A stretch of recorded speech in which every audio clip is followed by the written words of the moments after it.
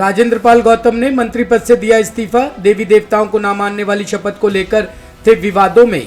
दिल्ली की केजरीवाल सरकार के मंत्री राजेंद्र पाल गौतम के हिंदू देवी देवताओं का बहिष्कार करना आखिरकार उनको भारी पड़ गया और इसकी कीमत उन्हें मंत्री पद गंवाकर चुकानी पड़ी। राजेंद्र पाल गौतम ने आज अपने पद से इस्तीफा दे दिया है। राजेंद्र पाल गौतम आप सरकार में समाज कल्याण मंत्री के पद पर थे। हाल ही में पूर्व मंत्री एक धर्मांतरण कार्यक्रम में शामिल हुए थे, जहां उन्होंने हिंदू देवी देवताओं के खिलाफ विवादित बयान दिए थे। इसको लेकर भाजपा आप सरकार पर हमलावर थी। वहीं सरकार ने भी अपने मंत्री से स्पष्टीकरण मांगा था। अपने इस्तीफे की जानकारी देते हुए राजेंद्र पाल गौतम ने ट्वीट करते हुए लिखा कि आज महर्षि वाल्मीकि जी का प्रकोटोत्सव दिवस है और दूसरी ओर मान्यवर काशीराम साहिब की पुण्यतिथि भी है। ऐसे सहयोग में आज मैं कई बंधनों से मुक्त हुआ और आज मेरा नया जन्म हुआ है। अब मैं और अधिक मजबूती से समाज पर होने वाले अत्याचारों व अधिकारों की लड़ाई को बिना किसी बंधन के जारी रखूंगा। वो आयोजन दीक्षा दिवस पर पूरे देश में हजारों जगह पर होता है और उसमें करोड़ों लोग उसमें शामिल होते हैं। और वहां जिस तरह 14 अक्टूबर 1956 को डॉक्टर बाबा साहेब अम्बेडकर जी ने इस जातिगत उत्पीड़न और छुआछूत के खिलाफ जो दीक्षा ली थी बुद्ध के धम्म की, वहां 22 प्रतिज्ञाएं अपने लाखों अनुयायियों को दी थी। और 14 अक्टूबर 1956 से लेकर आज तक पूरे देश में नहीं, पूरे दुनिया के अंदर हर साल हजारों जगह आयोजन होता है, जहां हमारे करोड़ों लोग ये दीक्षा, बौद्ध धर्म की दीक्षा लेते वक्त उन 22 प्रतिज्ञाओं को दोहराते हैं। उन्हीं 22 प्रतिज्ञाओं को भारत सरकार, मोदी जी की खुद सरकार ने doctor Ambedkar life and speeches के अंदर वॉल्यूम 17 में छपवाया है। और उन्होंने ही नागपुर की दीक्षा भूमि में शिलापट्ट पर वो सारी 22 प्रतिज्ञाएं लिखवा के लगवाई हुई है। उस पे गडकरी जी भी जाते हैं, उस पे महाराष्ट्र के मुख्यमंत्री के तौर पर फडणवीस जी भी गए, उस पे भारत सरकार के दो मंत्री जो आज की डेट में केंद्रीय मंत्री हैं वो भी उस आयोजन में इस बार भी गए। तो जिन प्रतिज्ञाओं को तो इतना बवाल मचाया इन्होंने, तो इन्होंने जो मेरे नेता अरविंद केजरीवाल जी ने मुझे इतना सम्मान दिया और सहयोग दिया अच्छी योजनाएं बनाने में, चाहे वो जय भीम मुख्यमंत्री प्रतिभा विकास योजना बनाई हो, चाहे वो सीवर सफाई की मशीनें लाने वाला, सीवर में अंदर दिल्ली में उतरने पर रोक लगाने वाला मसला हो, तो जिन्होंने इतना मुझे सहयोग दिया, सम्मान दिया, उनको जिस तरह घसीटा गया, जबकि उनको पता भी नहीं है, उनका कोई लेना देना नहीं है, मेरी पार्टी का इस धम्म दीक्षा दिवस से कोई लेना देना नहीं है। और उसमें मैं एक व्यक्तिगत कैपेसिटी में, मैं व्यक्तिगत तौर पे उसमें शामिल हूं बाबा साहब के सिपाही होने के नाते। और वह राजरतन जी ने वो प्रतिज्ञाएं दिलवाई है और सबने दोहराई है, हजारों लोगों ने दोहराई है और पूरे देश में हजारों लाखों करोड़ों लोग दोहरा रहे हैं। उसको पकड़ के मुद्दा बना के जिस तरह भारतीय जनता पार्टी मेरी पार्टी को और मेरे नेता अरविंद केजरीवाल को बदनाम करने की कोशिश कर रही है, इससे मैं आहत हुआ हूं। क्योंकि एक तरफ हमारे बहन बेटे की इज्जत लूट के हत्या और इस पे तो वो नहीं बोलते। ओवैसी ने कहा, देश में सड़क के कुत्ते की इज्जत है लेकिन मुसलमान की नहीं। खुली जेल में जिंदगी काट रहे हैं हम। AIMIM चीफ असदुद्दीन ओवैसी ने मुसलमानों को लेकर केंद्र सरकार पर फिर निशाना साधा है। उन्होंने कहा कि देश के जिन राज्यों में भाजपा की सरकार है वहां मुसलमान खुली जेल में जिंदगी काट रहा है। ओवैसी ने कहा कि देख लीजिए कि देश में क्या हो रहा है। उत्तर प्रदेश में क्या हो रहा है, जहां जहां भाजपा की सरकार है वहां मुसलमान खुली जेल में जिंदगी काट रहा है, मदरसों को गिराया जा रहा है। गुजरात में क्या हुआ बताइए। कहा गया कि मुसलमानों ने डांडिया में पत्थर फेंके, पुलिस ने मुस्लिम नौजवानों को पकड़ा और उन्हें बीच रास्ते पर लेकर आए।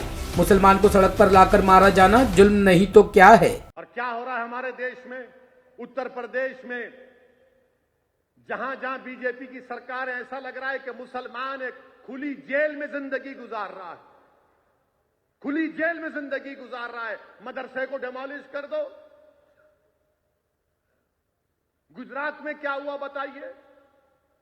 गुजरात में यह कहा गया कि डांडिया में मुसलमान जाकर पत्थर फेंके, तो वहां की पुलिस ने मुसलमान नौजवानों को पकड़ा, बीच चौरस्ते पर लाए, एक पोल से बांधकर पूरा मजमा खड़ा हुआ है, करीब 300-400 लोग बैठे हुए हैं, इंतजार में बैठे हैं। और जैसे पुलिस वाला एक मुसलमान के पीठ पर लट मारता है, नारे लगा रहे हैं, पूरे नारे लगा रहे हैं, रोड पर लाके हमको पीटा जाता है। ये हमारी इज्जत है, ये हमारी जान की कीमत है।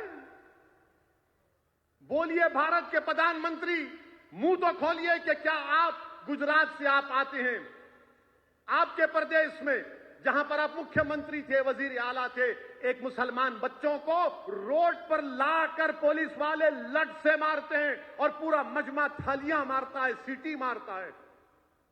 क्या मेरी इज्जत नहीं है? वीडियोग्राफी की जाती है, लठ से मारा जा रहा है, पीटा जा रहा है। क्यों कोर्ट को रखे? कोर्ट को बंद कर दो आप। क्यों पुलिस को रखे? पुलिस को भी खत्म कर दो। जब आप हमको रोड पर लाकर मार रहे हैं, हमारी बेइज्जती कर रहे हैं और पूरे मजमे के सामने लोग थाली मार रहे हैं, सीटियां मार रहे हैं, और मैं भी टीम हूं, मुंह नहीं खोलता इन लोगों का जो तुम्हारा वोट लेते हैं। क्योंकि मार पड़ रही है तो मुसलमान को, तुमको तो नहीं पड़ रही है ना। मगर जब गुजरात का इलेक्शन आएगा तो जब सब मुंह खोल के बोलेंगे ओवैसी को वोट मत दो, असद से दूर रहो। अरे तुम दूर हो सकते हो, मगर मैं इस मिल्लत मज़लूमा से कभी दूर होने वाला नहीं हूं। जिस किसी पर जुल्म होगा मैं उसके करीब रहूंगा इंशाअल्लाह ताला, क्योंकि मैं इमाम हुसैन के गुलामों का गुलाम, उनके गुलामों के पैरों की धूल भी नहीं हूं। मैं जालिम का साथ नहीं दे सकता। मैं लड़ूंगा जब तक जिंदगी अल्लाह बाकी रखेगा। ये कोई जुल्म नहीं है कि इस तरह का बर्ताव कि रोड पर लाकर लठों से मारा जा रहा है। ये भारत की जमहूरियत है, भारत का संविधान है, भारत का सेकुलरिज्म है, रूल ऑफ लॉ है, फंडामेंटल राइट्स है। फिर क्या है बताओ? एक रोड के कुत्ते की इज्जत है, मुसलमान की इज्जत नहीं है। तुम रोड पर लाकर सरे बाजार मुझे पीटते हो, मगर मारने वालों मारो, याद रखो तुम हजरत बिलाल को नहीं जानते। देश भर में हर्षोल्लास के साथ मनाई गई ईद मिलादुन्नबी। ईद मिलादुन्नबी हजरत मोहम्मद का जन्मदिन होता है। इसमें लोग नियाज लंगर करते हैं और एक दूसरे को मुबारकबाद देते हैं। ये जुलूस बुलंद मस्जिद, शास्त्री पार्क, सीलमपुर वेलकम, जाफराबाद व पूरी दिल्ली व पूरे हिंदुस्तान में मनाई गई। सभी मस्जिदों में देश में अमन सुकून रहे व भाईचारा बना रहे, इसके लिए दुआ की गई। आइए देखते हैं ईद मिलादुन्नबी की कुछ खास झलकियां।